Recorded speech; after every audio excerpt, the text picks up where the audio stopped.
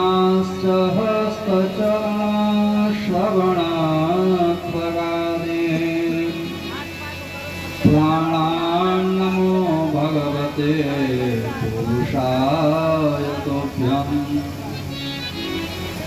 कान्तिः सितामिषति निन्दितसारदेन्द्र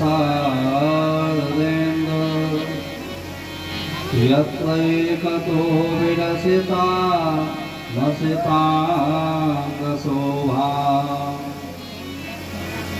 वृन्दावनेऽपि कृतया मुनिगाङ्गसङ्गम्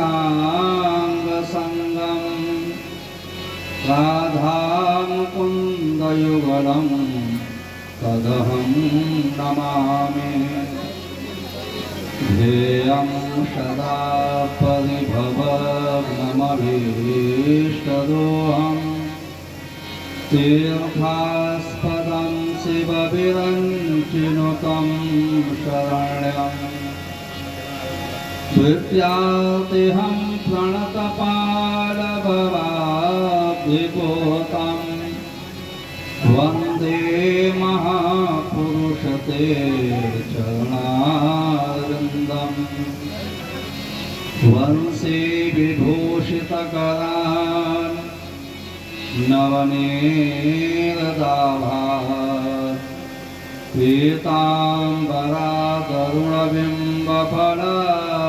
पीताम्बरातरुणबिम्बफलधरोष्ठात् पूर्णेन्दुसुन्दरमुखा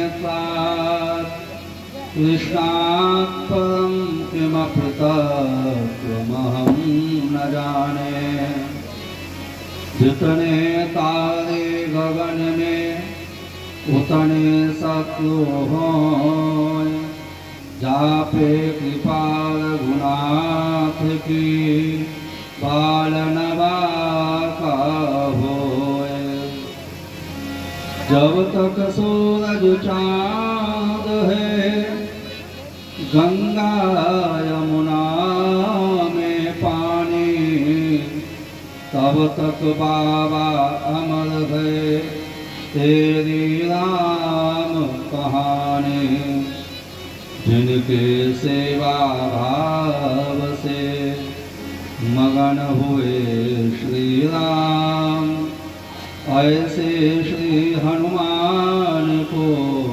बारंबार प्रणाम। आइए हनुमंत पधारिए कथा करूं मतिसार प्रेम सहित गति धरूं विराजिए पवन कुमार होरे पवन सुत हनुमान की शंकर भगवान की सदगुरुदेव भगवान की शिवा के बिहारी लाल की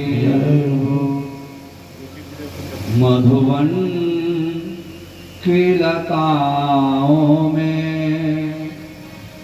मधुवन की लताओं में घनश्याम तुमको देखूं मधुवन की लताओं में घनश्याम तुमको देखूं मधुवन की लताओं में घनश्याम तुमको देखूं मधुवन की लताओं में घनश्याम तुमको देखूं घनघोर घटाओं में घनश्याम तुमको देखूं घनघोर घटाओं में घनश्याम तुमको देखूं घनघोर घटाओं में घनश्याम तुमको देखूं घनघोर घटाओं में घनश्याम तुमको देखूं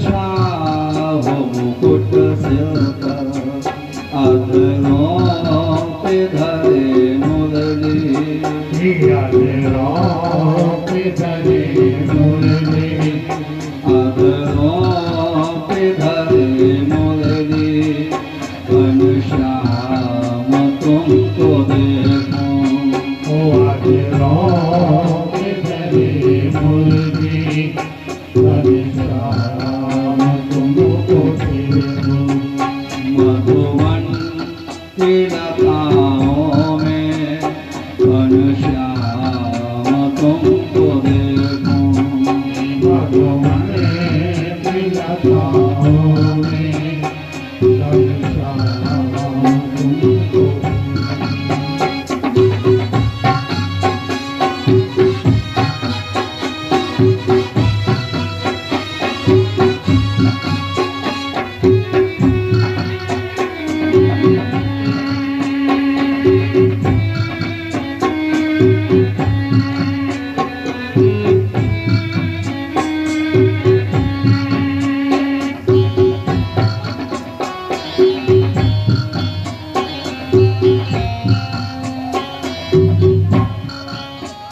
जगने की अवस्था में सन्मुख ही रहो मेरे जगने की अवस्था में सन्मुख हो मेरे जगने की अवस्था में सन्मुख ही रहो मेरे सो जाऊं तो सपनों में सो जाओ तो सपनों में सो जाऊं तो सपनों में घनश्याम तुमको देखूं सो जाओ तो सपनों में घनश्याम तुमको देखूं मधुवन की लताओं में घनश्याम तुमको देखूं भगवान की लताओं में घनश्याम तुमको देखूं घनघोर घटाओं में घनश्याम तुमको देखूं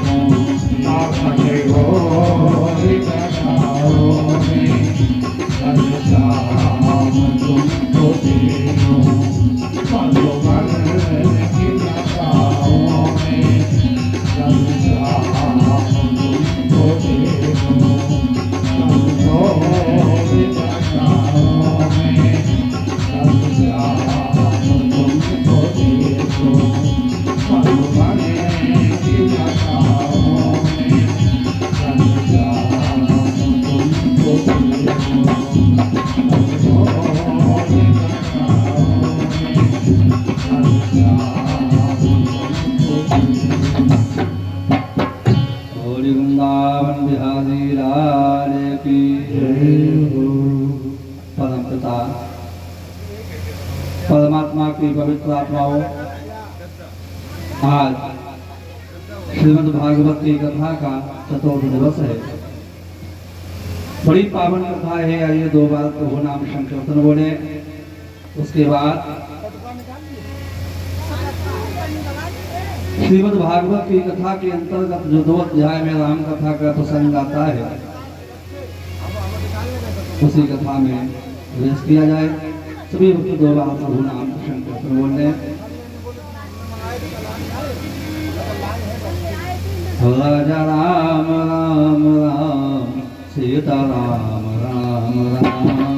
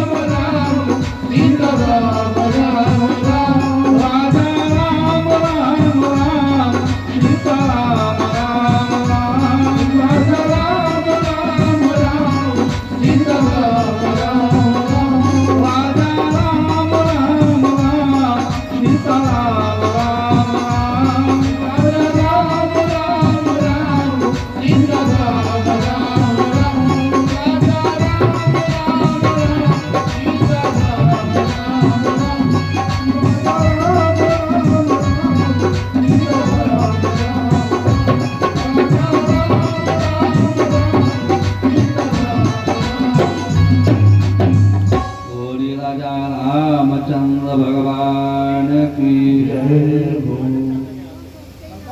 कल मध्याह्नकालीन बेला में बड़ी पावन कथा आप लोग श्रवण कर रहे थे। भगवान राम का विवाह हुआ। इनके जो 3 अन्य भाई थे उनका भी विवाह संपन्न हुआ। 4 बहुओं को साथ लेके राजा दशरथ अयोध्या वापस आए। बड़ा आनंद प्रमोद है। एक दिन की बात है, राजा दशरथ ने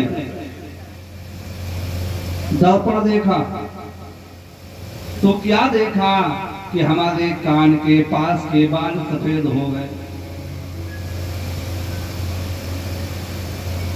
दशरथ जी ने विचार किया, अब हमारी चौथी अवस्था आ गई है, हमें राम को राज्याभिषेक दे देना चाहिए, सौंप देना चाहिए और स्वयं वन चले जाना चाहिए। वशिष्ठ जी के पास में गए तो वशिष्ठ जी ने कहा, भैया वही शुभ घड़ी है जब राम राजा बन जाए। तैयारी होने लगी, सभी लोग बड़े प्रसन्न हैं। ऐसा कहते हैं, कौशल्या ने अपनी दासी को अपने गले का हार उतार के पुरस्कार में दे दिया। बोले जब राम राजा बनेंगे तुम्हें और भी पुरस्कार मिलेगा। वह दासी भाग खड़ी हुई। सामने से कैकेयी की दासी मंथरा आ रही थी। पूछा, बहन तुम बड़ी प्रसन्न हो, क्या बात है? बोले तुम्हें नहीं पता, कल मेरा राम राजा बनेगा।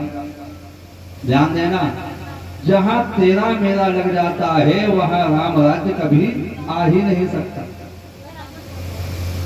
मंत्रा ने विचार किया, इसका राम हो गया, हमारा राम ही नहीं। जाओ हम संकल्प लेते हैं, हम राम को राजा बनने नहीं देंगे। कहां पहुंची? कैकेयी के पास में।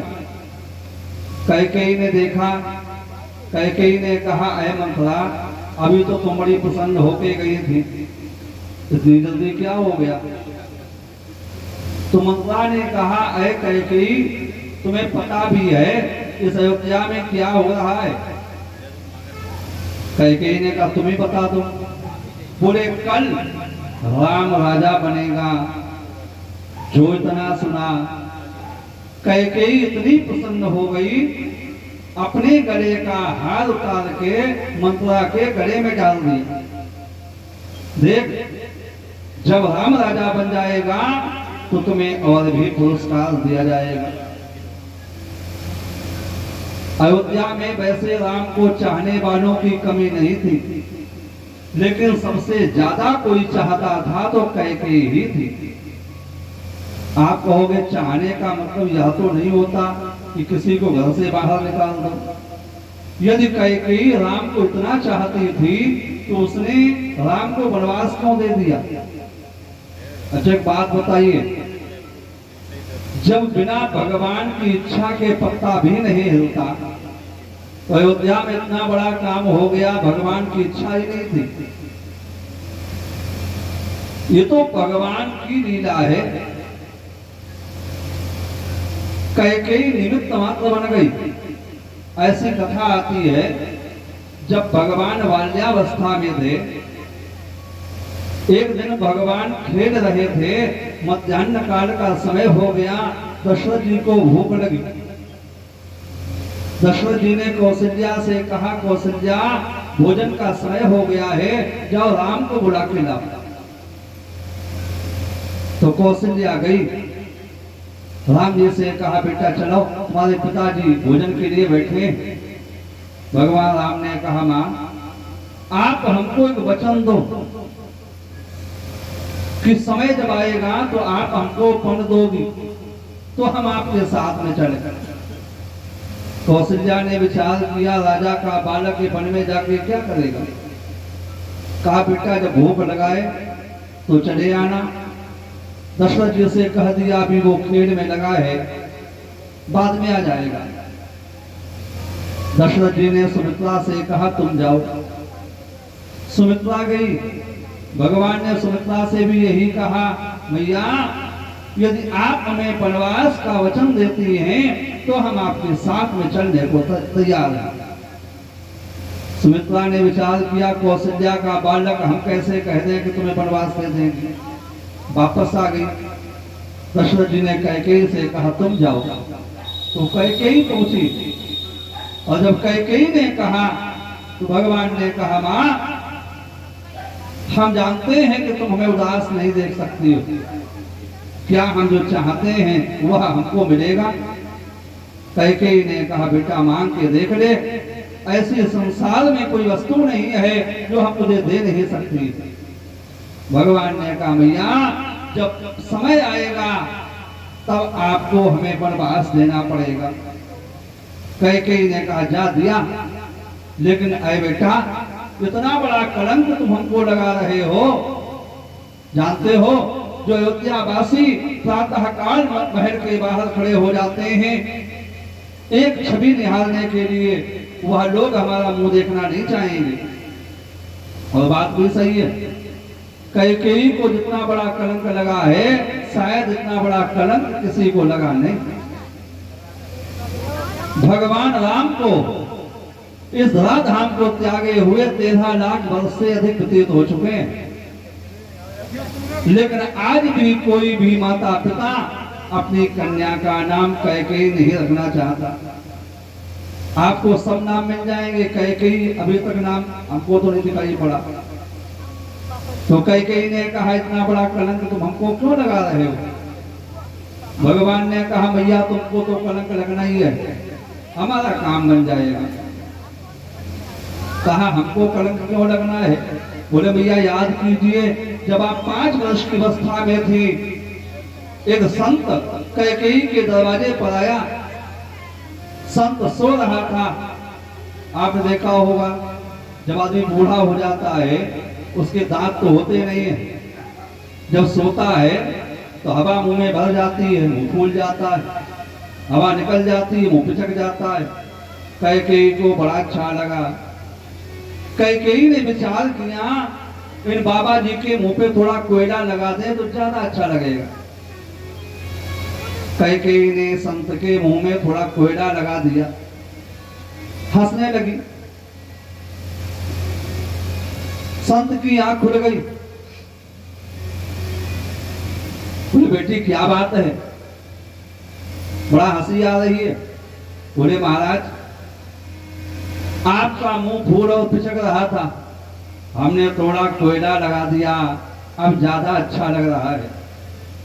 संत ने जल में अपना मुख देखा। ध्यान देना, इसीलिए कहा जाता है संतों के, बड़े बुजुर्गों के मुंह ज्यादा नहीं लगना चाहिए। क्यों? संत के मुंह से जो बात निकल जाएगी वह पत्थर की लकीर हो जाती है।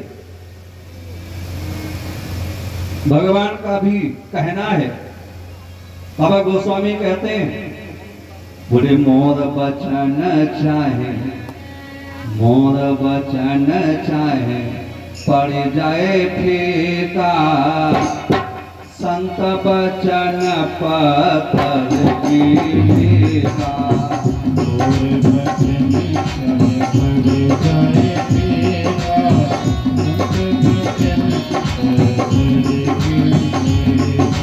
मोर बचन चाहे पड़ जाए फीका, संत बचन पत्थर की फीका।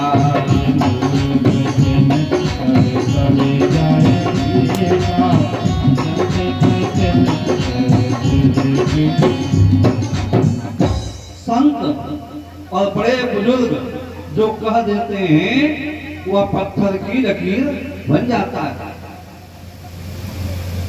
वैसे तो संत बड़े शांत होते हैं, संतों को जल्दी क्रोध नहीं आता, लेकिन बाबा गोस्वामी का कहना है, बोले, अतिशय रगड़ करे जो कोई,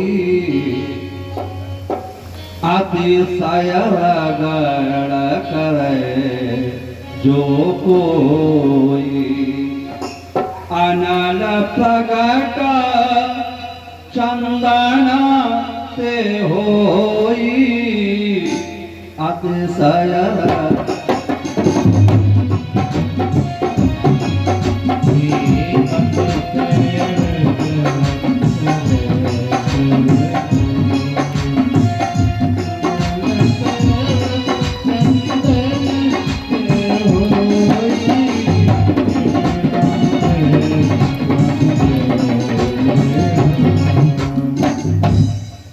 संत को क्रोध आ गया। कहा, ऐ बालिका, तूने हमारे मुंह पर कोयला क्या लगाया है? या तो पानी से धुल जाएगा, लेकिन जा मैं तुझे श्राप देता हूँ, तेरे मुख पर ऐसे कालिक लगेगी जो जन्म जन्मांतरों तक धुलेगी नहीं। क्रोध के आवेश में संत वहां से भाग खड़ा हुआ, लेकिन अपना कमंडल वहीं छोड़ गया। कैकेयी ने देखा अबोध बालिका क्या जाने श्राप, कमंडल उठाया, पीछे से भाग खड़ी हुई। बाबा जी कमंडल अपना लिए जा, भूल गए हो आप। संत हृदय नवनीत समाना, विचार किया, क्रोध के आवेश में मैंने एक अबोध बालिका को श्राप दे दिया। बेटी, हमारा कहा वापस तो नहीं आ सकता है, लेकिन जा, जिस हाथ से तूने हमको कमंडल दिया है, यही हाथ तेरा कभी वज्र जैसा हो जाएगा। इसीलिए जब देवासुर संग्राम में राजा दशरथ के रथ के पहिया की धुरी की कील निकल गई, तब कैकेयी ने अपनी अंगुली लगा दी, दशरथ जी के प्राण बचाए। तो भगवान ने कहा, तुमको तो कलंक लग नहीं है, हमारा काम हो जाएगा। आज कैकेयी ने मंत्रा से कहा, ये तो बड़ी प्रसन्नता की बात है, तुम इतना दुखी क्यों हो? मंत्रा ने कहा, ऐ कैकेयी, हमें तो एक बात याद आ गई, नहीं तो राम राजा बने चाहे भरत बने, हमको क्या समस्या है? और क्या कहा है का सुनो। बोले, मैंने तो सतयता कर दी,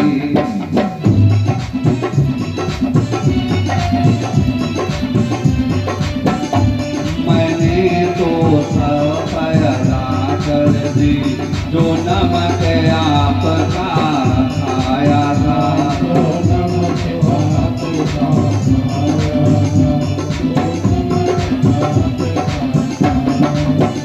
मैंने तो सतयता कर दी, जो नमक आपका खाया था, जो नमक आपका खाया था।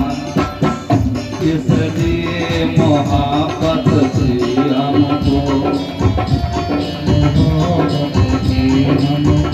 इसलिए मोहब्बत से हमको श्री भरत को भोग खिलाया था।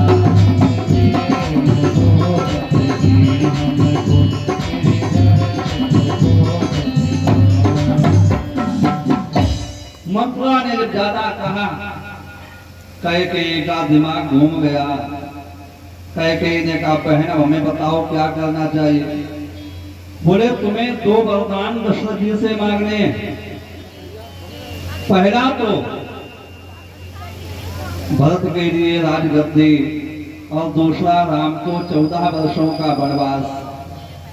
वही हुआ, सायंकाल को दशरथ जी आए, कैकेयी को भवन में थी, बहुत समझाया, कैकेयी नहीं मानी। कहा, महाराज, दो वरदान आपने हमको देने के लिए कहे, वह वरदान हमको दे दो, हम भी प्रसन्न हो जाएंगे। कहा, मांग लो। तो पहला वरदान मांगा, बोले भरत के लिए राजगद्दी। दशरथ जी ने कहा, दिया। दूसरा मांगो। तो दूसरा क्या मांगा है? कैकेयी ने कहा है, कहा महाराज सुनो। बोले, तापस बेस विशेष उदासी, तापस बेस। बोलिए वृंदावन बिहारी लाल की राजा राम राम राम सीता राम राम की जय हो।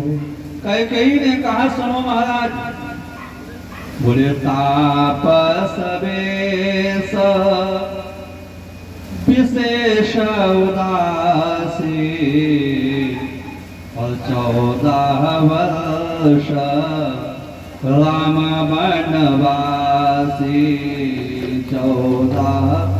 14 वर्ष का वनवास मांगा। भगवान राम के वनवास की बात सुनी। दशरथ जी ने बहुत समझाया, कहा देखो कैकेयी तुम्हें भरत को राजा बनाना है, ठीक है बना दो, कोई समस्या नहीं, लेकिन राम को वनवास क्यों? लेकिन कैकेयी नहीं मानी। वैसे तो राम कथा बड़ी विस्तृत है। तैयार हुए, भगवान राम ने सुना तो बड़े प्रसन्न हो गए। भगवान राम तैयार हो गए। सीता जी ने कहा महाराज अब हमें अकेले कहाँ छोड़ जाओगे, हमें मिसाल दे दो। तो भगवान राम ने कहा पहले माता से आज्ञा तो ले आओ, यदि माता कह देगी तो चल सकती हो। कौशल्या के पास में गई तो कौशल्या ने कहा अरे सीते तुम वन अवश्य जाओ। क्यों, क्या कहा है सुनो। बोले बन तुझे अवध से बढ़कर है, जब संग है सारे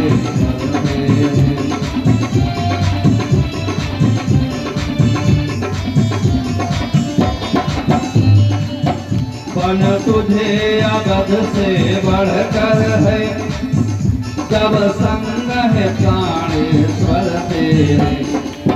बन की देविया सास तेरी, बन के देवता ससुर तेरे।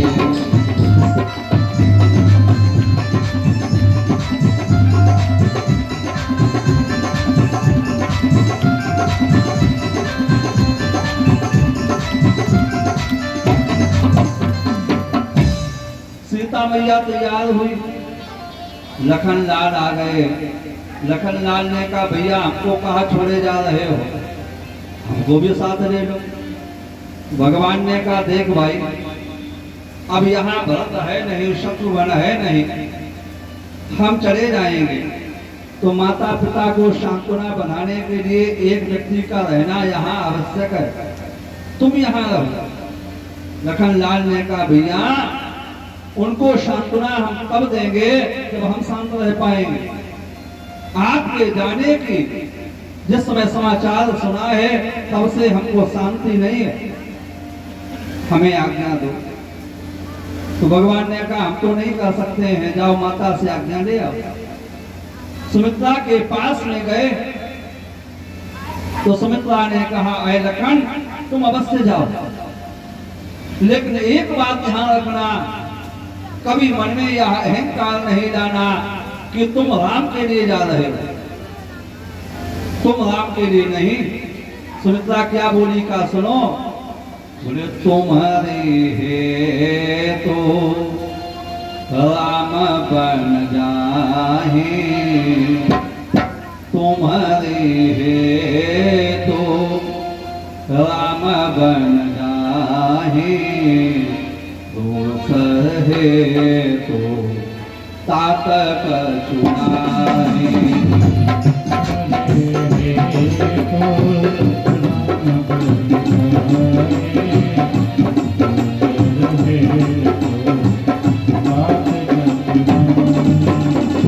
तुम्हारे है तो राम बन जाए, तुम्हारे है तो राम बन जाए, दोसर है तो तात कछुनाहे।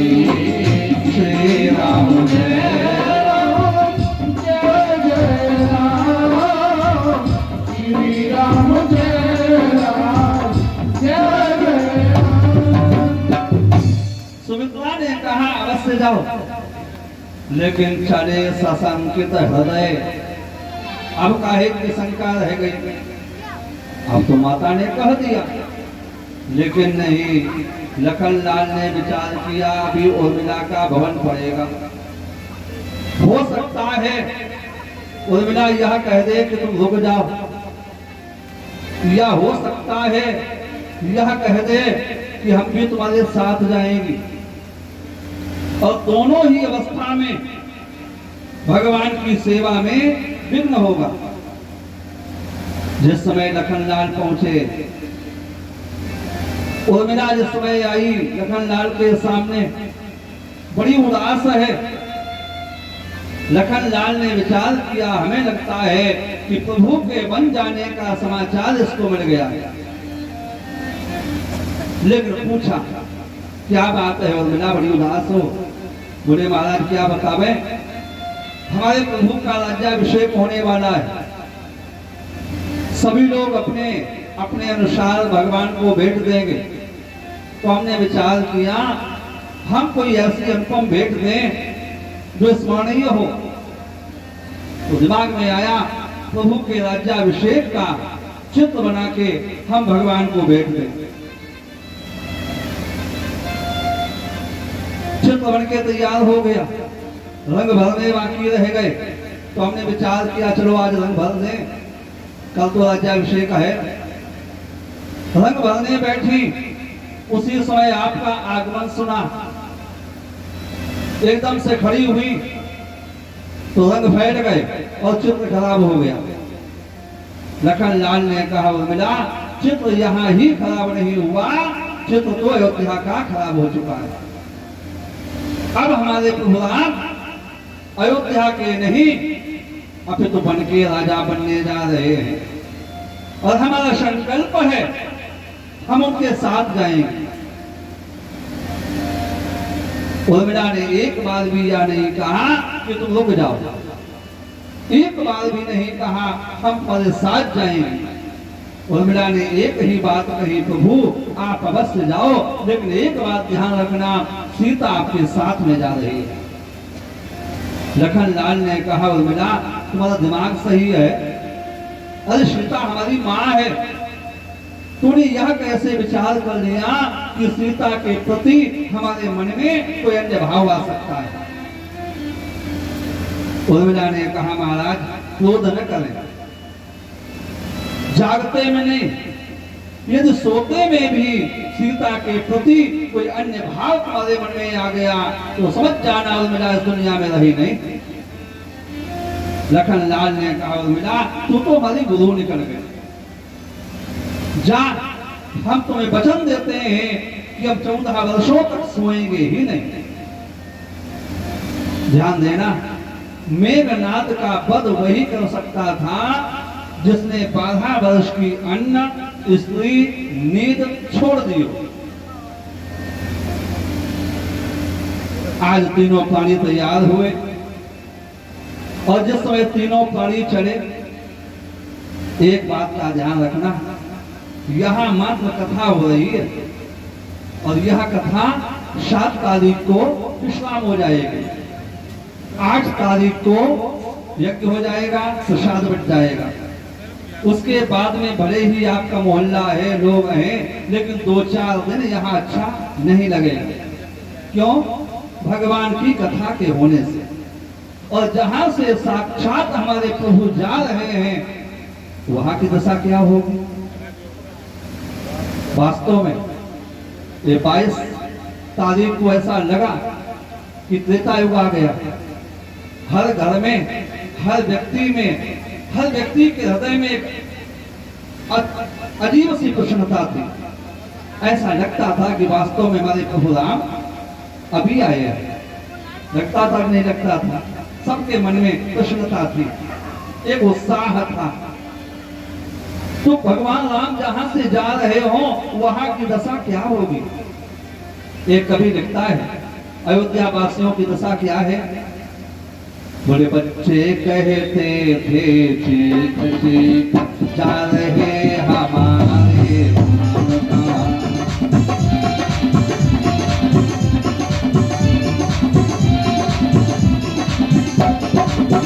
बच्चे कहते थे चीख चीख जा रहे हमारे राम का बूढ़े माथे को ठोक ठोक कहते थे अब आवा।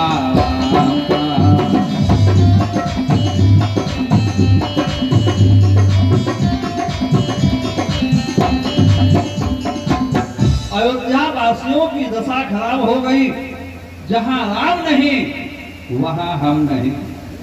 अरे भैया, यदि हम आप भगवान के पीछे पागल हो जाएं तो कोई बड़ी बात नहीं है। भगवान ने हमको आपको ज्ञान और जान दोनों दिए, लेकिन जिसमें मात्र जान ही जान है, ज्ञान नहीं है, उनकी दशा क्या है? बोले गाय भैंसे टकराए उठी, हाथियों के दल सिंगार उठे, चकवा चकवी कोयल मैना, सब राम ही राम पुकार उठे। सरयू का बहा राजसी घाट, राघव जी जहाँ नहाते थे, लगता था वहाँ मसान तुल्य, और भूतों के झुंड दिखाते थे। और एक ही आवाज उस अयोध्या में गूंज रही है, कौन सी? कि हा विधना यह क्या चर्चा, यह भीषण परिवर्तन कैसा, राज्याभिषेक होते होते 14 वर्षों का बन गया।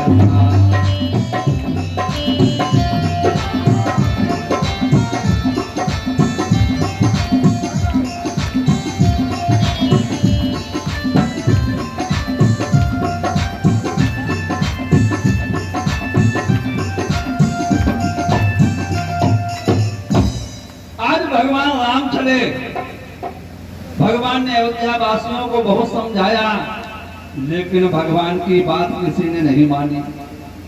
सब भगवान के पीछे पीछे चले। कहाँ पहुंचे?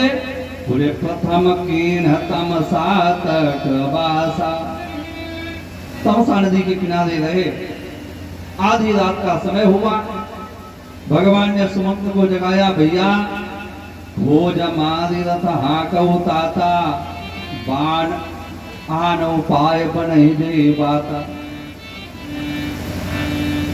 सुमंत जी से कहा, भैया यहाँ से जल्दी चलो, यदि अयोध्यावासी जाग गए तो हमको जाने नहीं देंगे।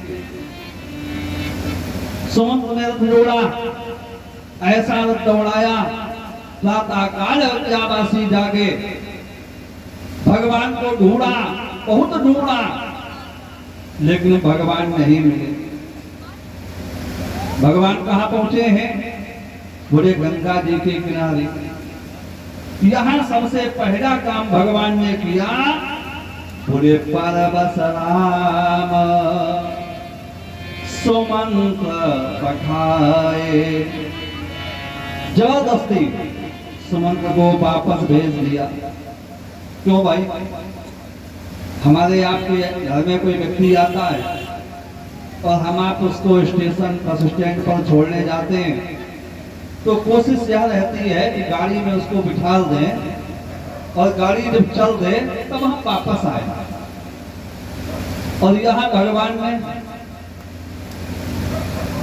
गंगा जी के किनारे बाद में पहुंचे, पहला काम क्या किया? बोले बरबस राम सुमंत्र पठाए। जबरदस्ती सुमंत्र को वापस भेज दिया। अरे घंटा 2 घंटा साथ में और रह लेते तो क्या समस्या थी? ये तो पता ही था कि जब भगवान गंगा जी के पार हो जाते तो सुमंत्र वहां खड़े नहीं रहते। आप लोगों ने रामायण पढ़ी होगी तो उसमें पढ़ा होगा कि भगवान ने सुमंत्र को भेज अवश्य दिया, लेकिन सुमंत्र वहां से तो हट गए, वापस नहीं गए। और वापस कब गए? जब निषाद राजकुंवर भगवान को छोड़ के वापस आए, क्या देखा कि कि सुमंत्र जो है वो रथ के ओट लिए खड़े हैं। बहुत समझाया, सुमंत्र नहीं माने। तब इन्होंने 4 अपने सेवकों को भेजा कि भैया इनको अयोध्या की सीमा में छोड़ के आओ, ये पहुंच नहीं पाएंगे। तब सुमंत्र को भेजा। और आज इतनी जल्दी हो गई कि भगवान राम ने थोड़ा भी प्रतीक्षा नहीं करी। बाबा गोस्वामी कहते हैं बरबस राम सुमंत्र पठाए। क्यों? भगवान ने विचार किया अभी केवट हमको मिलेगा और केवट हमारा अनन्य भक्त है। और देखो जहां प्रेम होता है वहां दिखावा नहीं होता, और जहां दिखावा होता है वहां प्रेम नहीं होता। जो भगवान के भक्त होते हैं वह भगवान से भी डरते नहीं। अच्छा एक बात बताइए, भगवान से डरना चाहिए कि नहीं डरना चाहिए?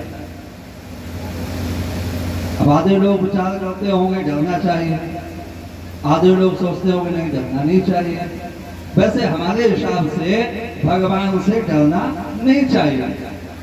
आप कहोगे वो क्यों? भाई वो भगवान है, शैतान थोड़े जो खा जाएंगे। वो जगत पिता है और बालक पिता से डरता नहीं, प्रेम करता है। अच्छा हमको आपको डर क्यों लगता भगवान से? जानते हो क्यों डरते हो? क्योंकि हमारे भीतर लोग बैठा है। हम जब मंदिर जाते हैं तो लिस्ट बना के ले जाते हैं, एक मकान चाहिए, एक दुकान चाहिए, लड़का चाहिए, लड़के की शादी चाहिए, तमाम चीजें। अब जब पूजा करने पहुंचे तो विचार करते कहीं ऐसा न हो भगवान नाराज हो जाए और लिस्ट में से एक आध चीज हटा दें, तो वह डर होता है। और जो भगवान का भक्त होता है वह भगवान से मांगता नहीं, उल्टा भगवान को मांगना पड़ता है, नहीं मांगना पड़ता। बोले कभी कभी भगवान को भी, कभी कभी भगवान को भी भक्तों से काम पड़े। कल जाना था गंगा पार प्रभु के बट की नाम जाना था गंगा पार प्रभु के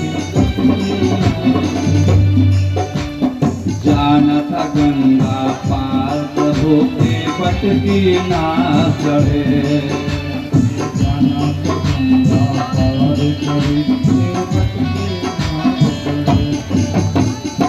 भगवान को मांगना पड़ता है, भक्त भगवान से नहीं मांगता। दूसरी बात, भगवान ने विचार किया ये हमारा भक्त है, हमसे उल्टी सीधी बात भी बोल सकता है। यह मंत्री है, इनको क्रोध आ जाएगा, यह उसको मार देंगे और हमारे भक्त का अहित हो यह हम देख नहीं सकते। तो इसलिए सबसे पहले सुमंत्र को ही वहां से हटा दिया। उसके बाद क्या किया?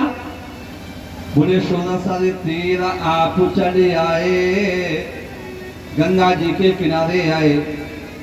यहां से प्रारंभ होता है भक्त और भगवान का संवाद।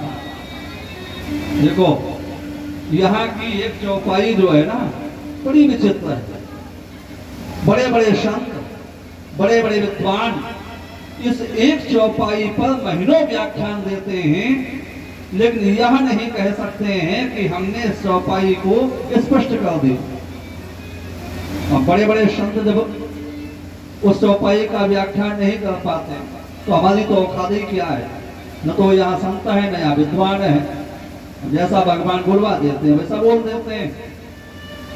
चलिए फिर भी थोड़ा प्रकाश डालते हैं इस चौपाई पर। पहली चौपाई देखिए बाबा गोस्वामी क्या लिखते हैं। बोले मांगी ना बन के बट आना,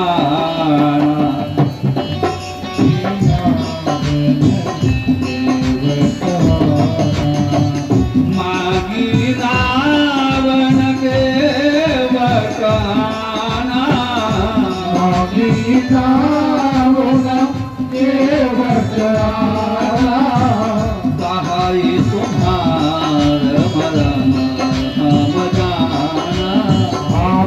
कहाई तुम्हार मरम हम जाना कहाई तुम्हार मरम हम जाना कहाई तुम्हार मरम हम जाना।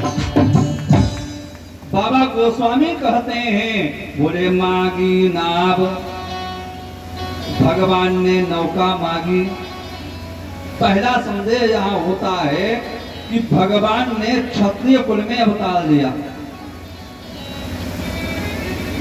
भगवान राम ने अवतार कहाँ लिया? क्षत्रिय कुल में। जानते हो क्षत्रिय कुल में अवतार क्यों लिया भगवान ने? ऐसा कहते हैं, विश्वामित्र और वशिष्ठ जी की आपस में कभी नहीं बनी।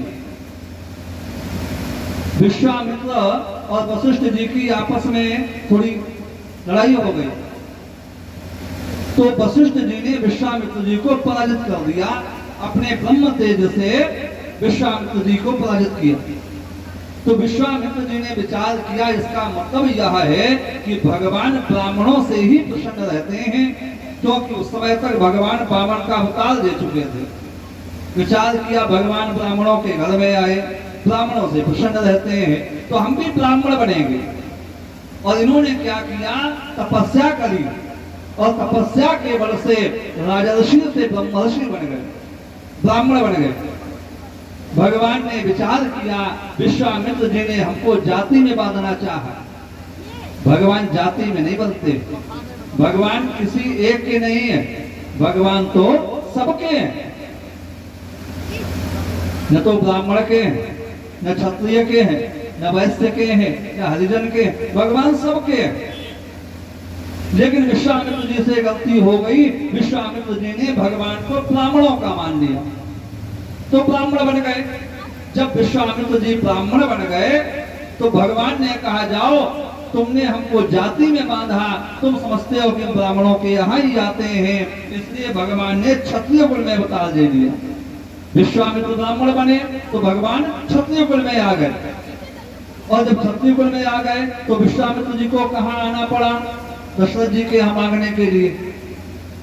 भगवान ने दिखाना चाहा कि भैया, न तो हम ब्राह्मणों के हैं, न हम क्षत्रियों के हैं, न वैश्यों के हैं, जो हमसे प्रेम करता है हम उसके हैं। लेकिन चलो, भगवान ने क्षत्रिय कुल में अवतार लिया, और क्षत्रिय को मांगना नहीं कहा गया, क्षत्रिय को हाथ फैलाना नहीं कहा। आप कहोगे पांडवों ने भी तो दान मांगा था, उसमें आपत्ति का समय था, आपत्ति काले मर्यादा नास्ति। लेकिन वैसे दान मांगना नहीं कहा है। और यहाँ भगवान ने सबसे पहला क्या काम किया? बोले मांगी नाव, भगवान ने नाव मांगी। चलो, भगवान ने मांगा तो मांगा, अपना धर्म छोड़ दिया, केवट से मांगा। लेकिन केवट कैसा था? बोले न केवट आना, केवट आया ही नहीं। क्या ऐसा हो सकता है?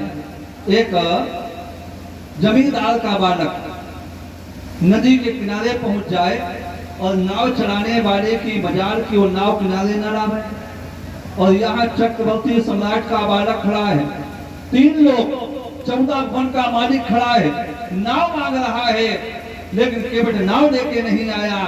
वहां से ही चिल्ला दिया, कहा तुम्हारा बरम हम जाना। तो ऐसा नहीं हो सकता है। तो फिर कैसा है? देखो, मांगी नाव न केवट आना, ये जो वाक्य है ना, इसको थोड़ा चेंज कर दीजिए। यदि ऐसे कहो, बोले मांगी नाव न केवट आना, तो बात नहीं बनेगी। और ऐसे कहो तो बोले मांगी नावन, मांगी नावन केवट आना। भगवान ने नाव नहीं मांगी, केवट आ गया। है तो यही चौपाई, बस कहने का अंतर है। ना को थोड़ा आगे कर दो, मांगी नावन, तो बात बन गई। और मांगी नाव न केवट आना, तो बात बिगड़ गई। एक कोमा ही तो बीच में है, लेकिन ये कोमा दिखने में छोटा है बड़ा खोटा। आप कहोगे सो कैसे? देखो, हम आप एक दोहा पढ़ते हो, बड़े ध्यान से इस दोहा को सुनना।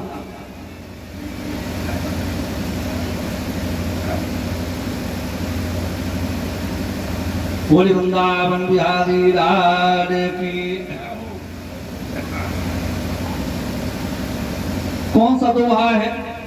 बोले पाप करे प्रभु जी मिले, पाप करे सुख होए, और पाप करे मुक्ति मिले, इसलिए पाप करो सबको।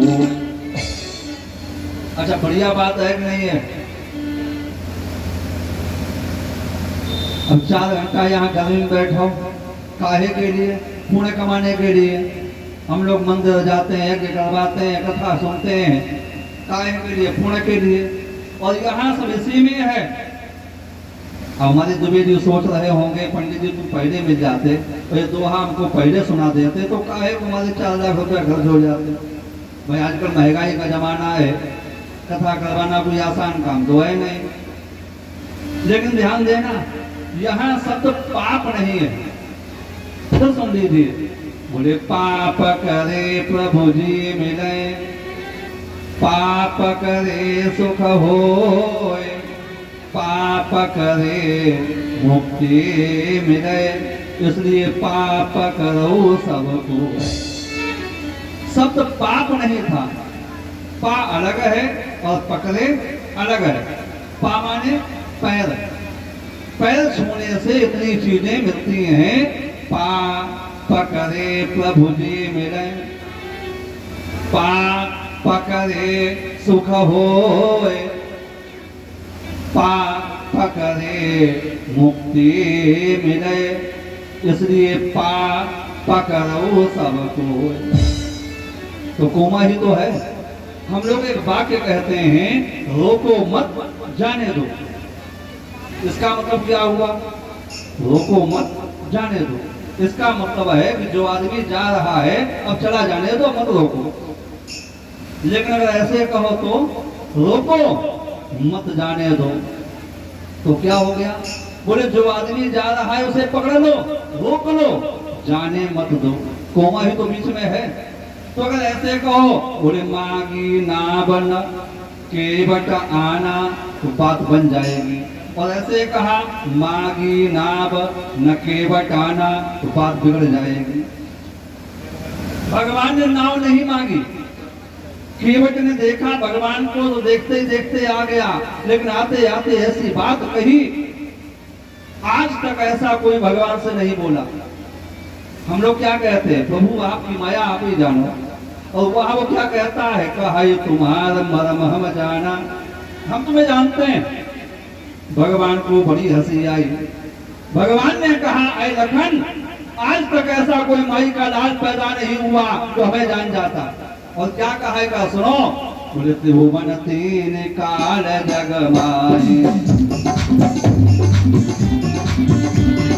त्रिभुवन 3 काल जग माई, राम मरम जाना क्यों नहीं। चलो सबको जाने दो, हमारी माता कौन है? कौशल्या। और ऐसी कोई माता नहीं होगी जो अपने बच्चे को नहीं जानती है। क्या कहा? बोले कौशल्या ने मरम नहीं भागा, जिन्हों मात गर्भ मारा। कौशल्या नहीं जान पाई, चलो उन्हें जाने दो। हमारे पिताजी बोले दशरथ मरम जाने दो पौधे, दशरथ मरम जाने दो पौधे, प्रणत जी मोहि वनवास न पठौते।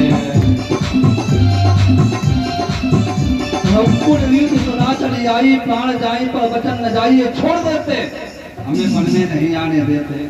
चलो उन्हें जाने दो। हमारे ससुर कौन है? जनक महाराज, ज्ञानियों में शिरोमणि। क्या कहा? बोले जनक हो मरम जाने दो पहुँचे, जनक हो मरम जाने दो पहुँचे, सभा मध्य जाना कही देते। क्या कहा था? उस भरी सभा में बड़े बड़े महारथी बैठे थे, कोई धनुष को हिला भी नहीं पाया। जनक महाराज खड़े हो गए। एक पागल से पागल आदमी भी ऐसी बात नहीं बोलेगा जैसा जनक महाराज बोल गए। और क्या कहा है का सुनो। हे दीप दीप के राजाओ, हे दीप दीप के राजाओ, हम किसे कहे बलशाली है, हमको तो यह विश्वास हुआ वीरों से खाली।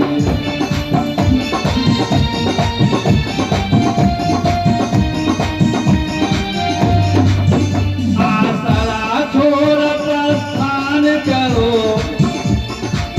राजाओं से कहा आसरा छोड़ प्रस्थान करो, दुख हमें दिया है दाता ने, सीता सुकुमारी का विवाह दिखाई नहीं विधाता।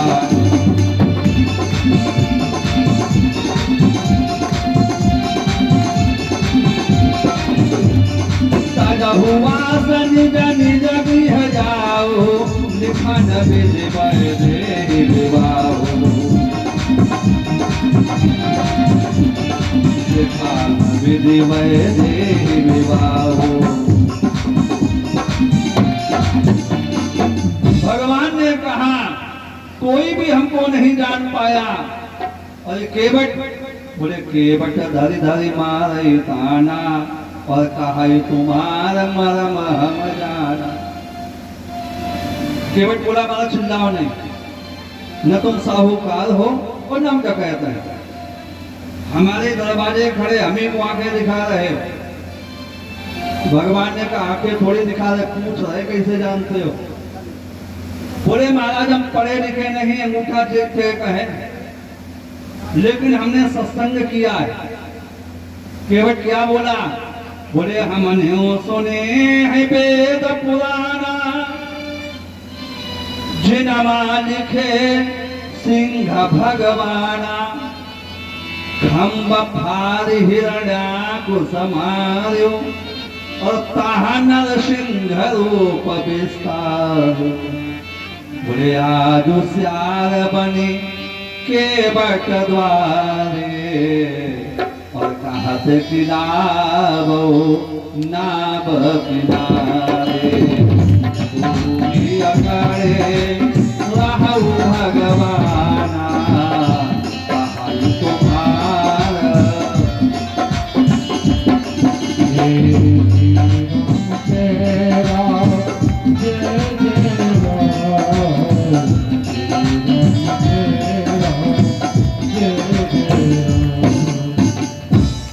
कहा महाराज तुम्हें खूब जानते हैं।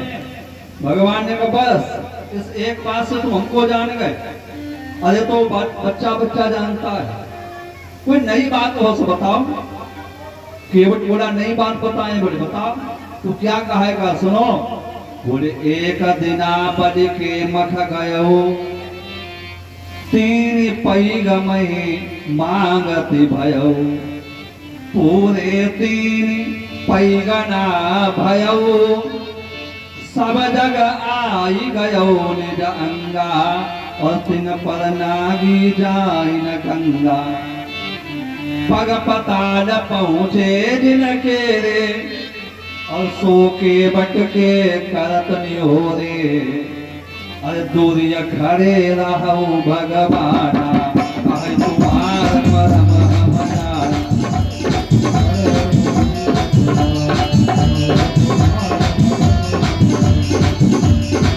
दूरिय खड़े रहु भगवाना, कहे तुम्हार मरम हम जाना।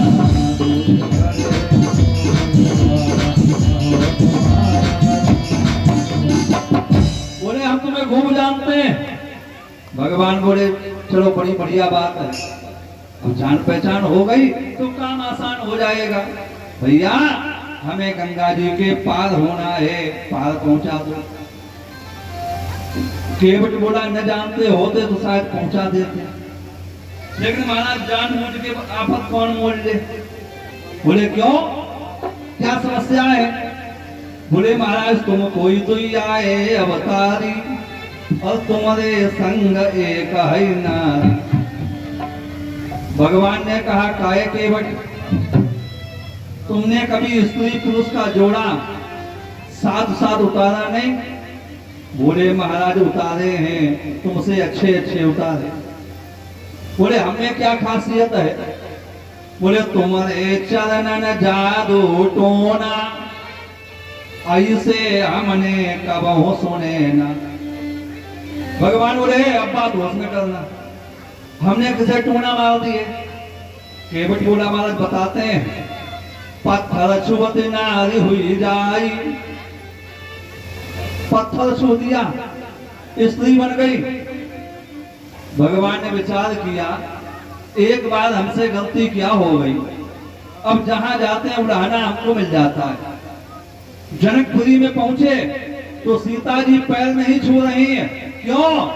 बोले गौतमती अगति सुरति करी, नहीं पर सती पग पानी, और मन भी हंसे रघुवंश मणि, प्रीति अलौकिक जाए। देखो हमने आपसे कहा है, रामायण हमको आपको सब सिखाती है, सीखने वाला होना चाहिए। रामायण ये भी सिखाती है ससुराल में कैसे रहो। आजकल जो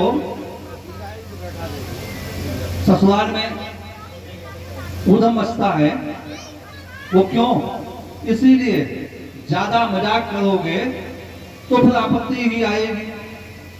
अभी कुछ समय पहले एक चौराहे पर एक आदमी पिट रहा था, 4-5 लोग उसको पिट रहे थे। तो जहां इस तरह की चीजें होती हैं तो आदमी देखने लगता है, तो हम भी देखने लगे। हमने एक से पूछा भैया कौन है?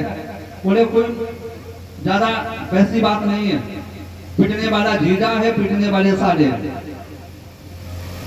अब जब मजाक करोगे ससुराल में तो यही स्थिति होगी। 4 दिन तो मजाक करोगे, 5वें दिन चौराहे पर पड़ने लगेगा। भगवान कहते हैं कि ससुराल में कैसे रहो। भगवान मुस्कुराए नहीं।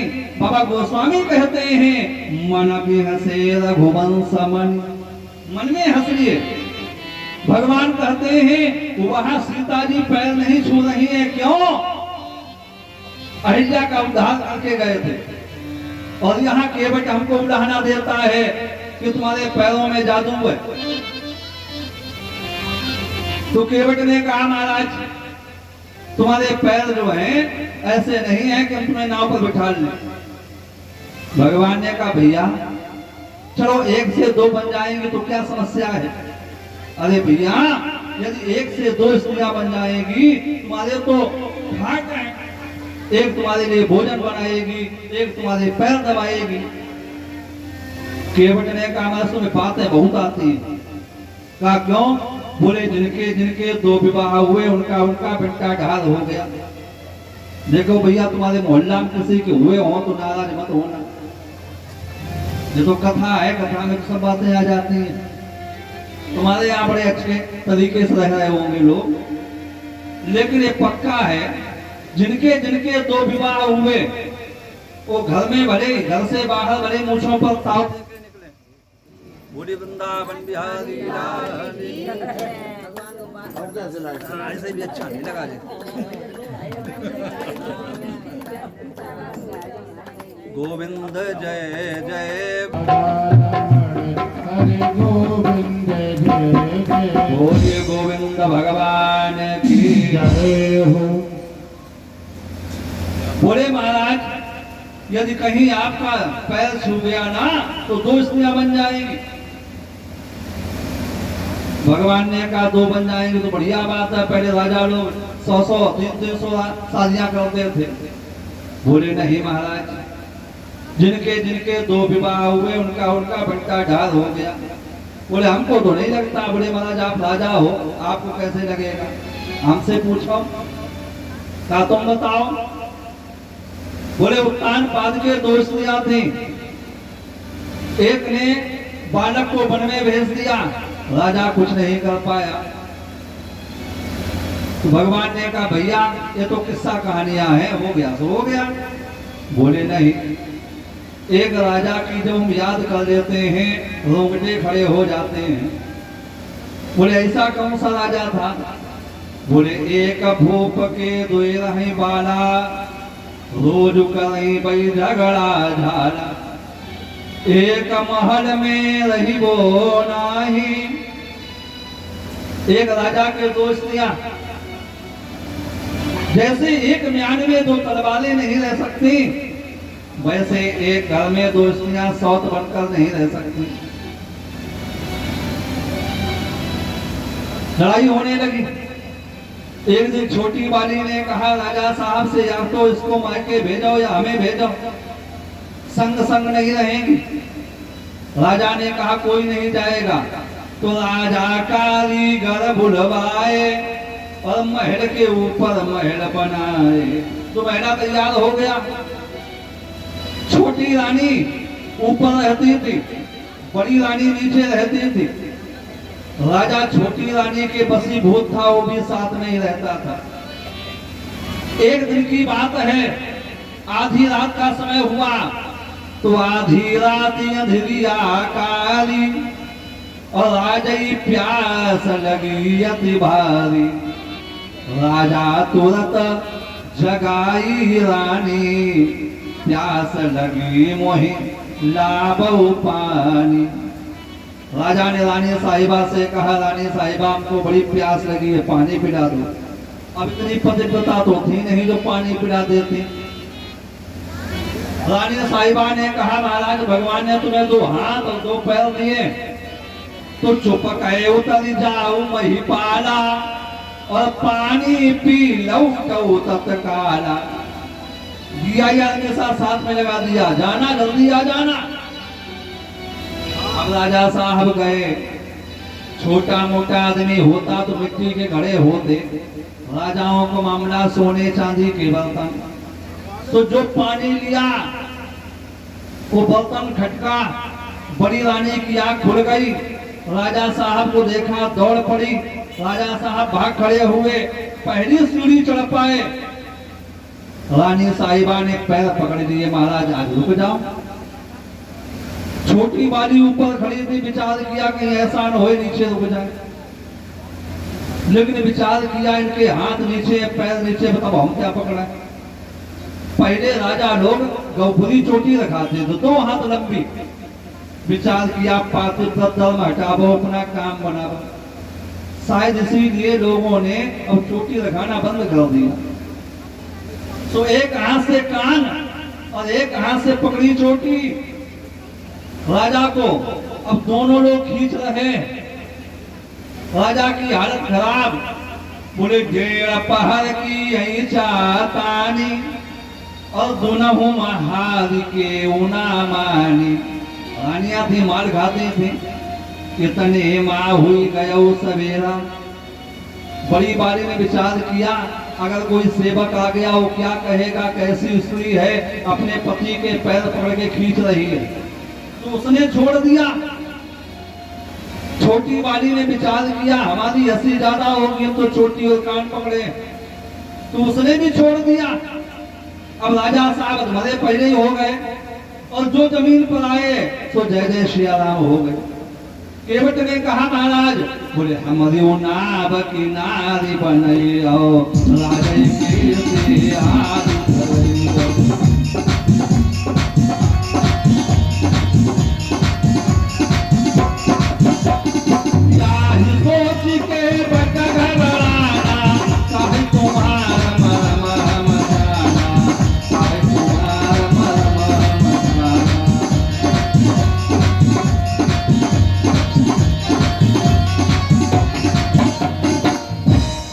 भगवान ने कहा हमने तुमसे पहले ही कहा था किस्सा कहानियां हैं, हो गया तो हो गया।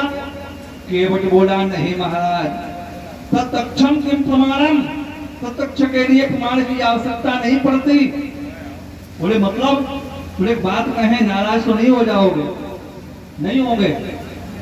तो केवट क्या बोला, आज तक भगवान से ऐसा कोई नहीं बोला जैसा ये बोला। क्या कहा, बोले एक कहती करुणा गई भारी, तुम्हारे राम तेरी महतारी, दशरथ और ब्याहुना करते, तब तुम बन का नाही से धरते।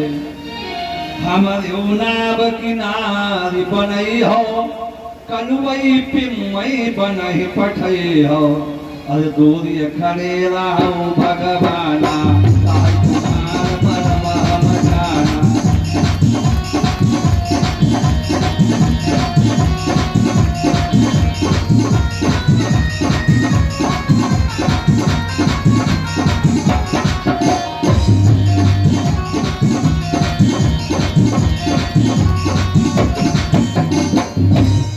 आज केवट बोला महाराज,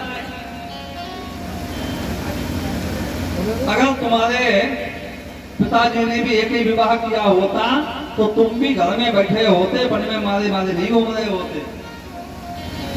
लखन लाल ने कहा भैया अब इसका दिमाग तो सातवें आसमान पर पहुंच गया, ये तो पिताजी तक पहुंच गया, तुम बताओ एक ही बाण में इसको हम।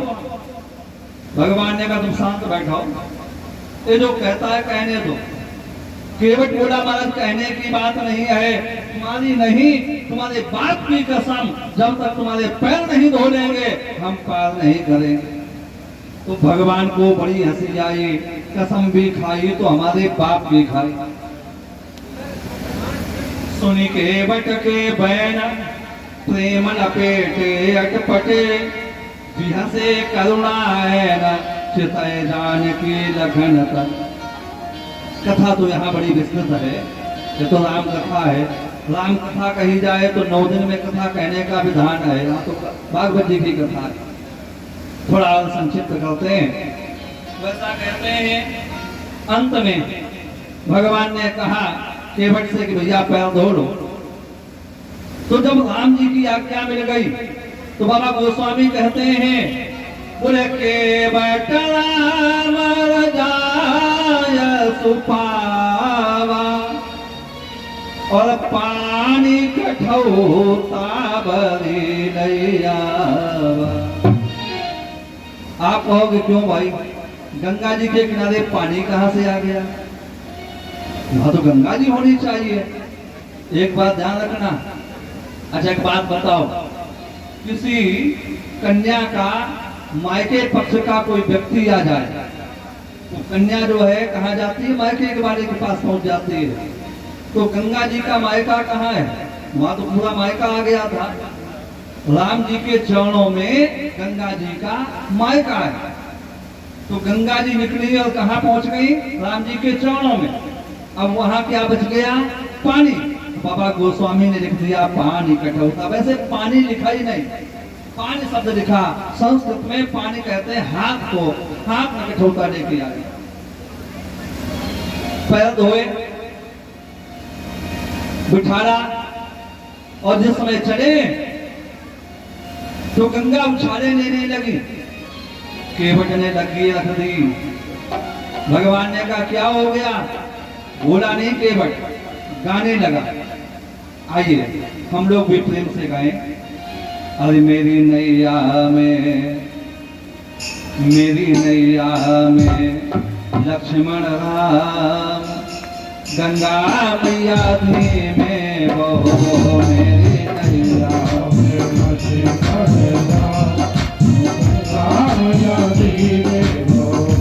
मेरी नैया में लक्ष्मण राम, गंगा मैया में वो मेरी नैया में लक्ष्मण राम, गंगा मैया में वो। किनकी है नैया और किनकी है गंगा, किनकी है नैया और किनकी है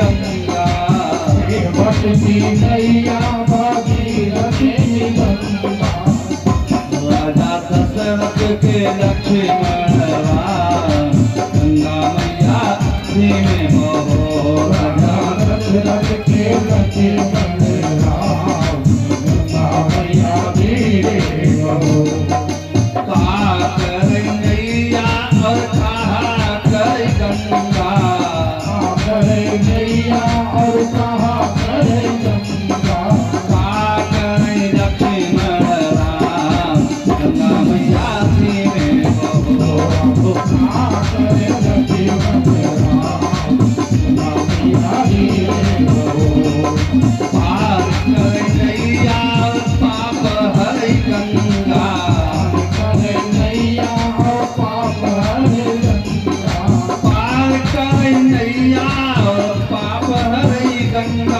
पार करे नैया और पाप हरे गंगा पार कर नैया और पाप हरि गंगा पार करे नैया और पाप हरे गंगा जनहित लक्ष्मण राम गंगा मैया धीमे बहो आजलहित लक्ष्मण राम गंगा मैया धीरे बहो मेरी नैया में हाँ मेरी नैया में लक्ष्मण राम गंगा मैया धीमे बहो मेरी नैया में लक्ष्मण राम गंगा मैया धीरे बहो भगवान पार हुए। भगवान ने विचार किया मल्लाह की मल्लाही नाई की बल बलवाई नहीं रखनी चाहिए, लेकिन हम क्या दें, हमारे पास तो कुछ नहीं है। पास में कौन खड़ा है? सीता। पत्नी वही है जो पति के मन की बात जान जाए। बाबा गोस्वामी कहते हैं, बोले पिया हिया किया सिया जान नहारी मन मुदरी मन मुदित उतारी कहू कृपालु लेहू तराई केवट चरण परहु अकुलाई आरुनाथ हम काहन पावा मिटे दोष दुख दारिद नशावा अमित काल में कीन मजूरी आजु दीन विधिना भरपूरी।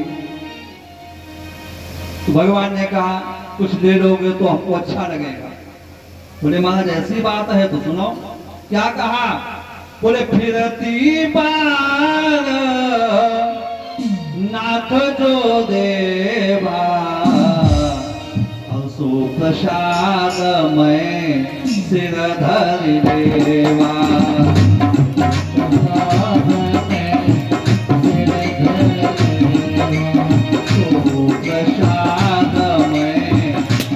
धरि देवा।